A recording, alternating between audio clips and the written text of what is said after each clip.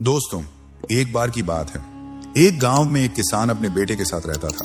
वो जिंदगी के मुश्किल से मुश्किल टाइम में भी शांत और पॉजिटिव रहता और हमेशा ये कहता, जो होता है अच्छे के लिए होता है, बस ऊपर वाले पे भरोसा रखो। उसके पास एक घोड़ा भी था जिससे वो बहुत प्यार करता था और उसे अपने परिवार का सदस्य मानता था। एक दिन वो घोड़ा कहीं चला गया। किसान ने पूरे गांव में उसे ढूंढा पर वो कहीं नहीं मिला। सभी गांव वाले इकट्ठा होकर किसान के पास गए और दुख जताते हुए बोले, आपका घोड़ा खो गया, ये बहुत बुरा हुआ, आप बहुत बदकिस्मत हैं। इस पर किसान ने मुस्कुराते हुए कहा, भले ही मेरा घोड़ा खो गया है, पर जो होता है अच्छे के लिए होता है। मुझे ईश्वर पर विश्वास है। गांव वालों को किसान की ये बात समझ नहीं आई और वो अपने अपने घर चले गए। कुछ महीनों बाद वो घोड़ा वापस आ गया और इस बार वो अपने साथ कई और जंगली घोड़े भी ले आया।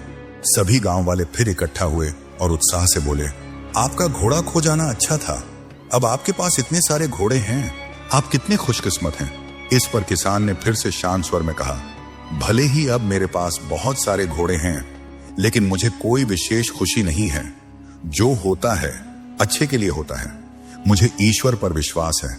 गांव वालों को किसान की यह बात फिर से समझ नहीं आई और वो अपने अपने घर चले गए।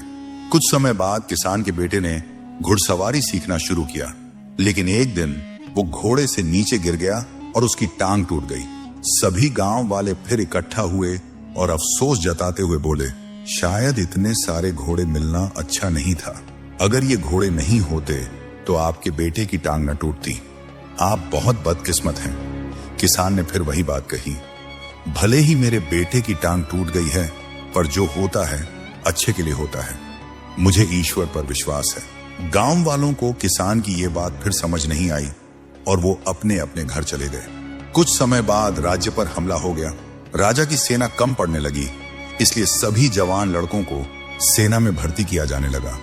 लेकिन किसान का बेटा युद्ध में जाने से बच गया क्योंकि वह घायल था।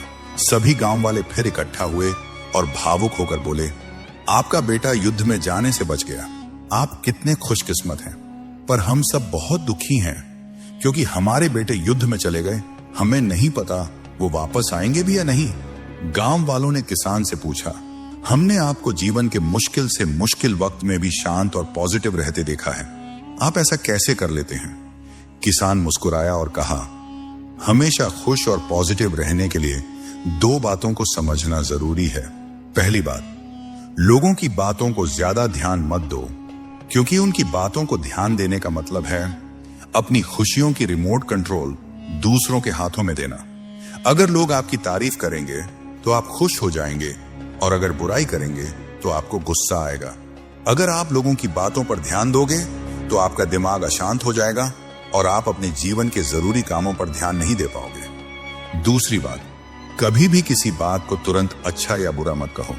जिस तरह किसी किताब के सिर्फ एक लाइन को पढ़कर यह नहीं बताया जा सकता कि पूरी किताब अच्छी है या बुरी, उसी तरह लाइफ के किसी एक इंसिडेंट को देखकर यह नहीं कहा जा सकता कि वो पूरी जिंदगी के लिए अच्छी थी या बुरी।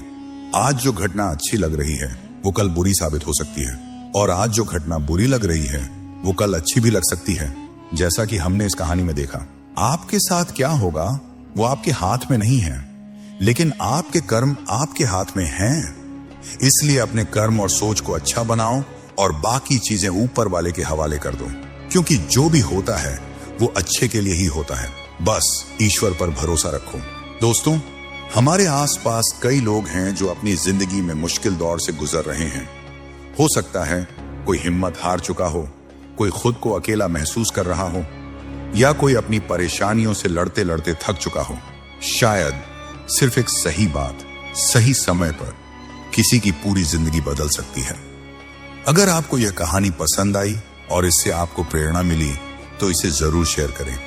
क्या पता आपका एक शेयर किसी के जीवन में रोशनी ले आए, किसी को उम्मीद दे दे या किसी को फिर से मुस्कुराने की वजह मिल जाए। शुक्रिया दोस्तों, मिलते हैं अगली वीडियो।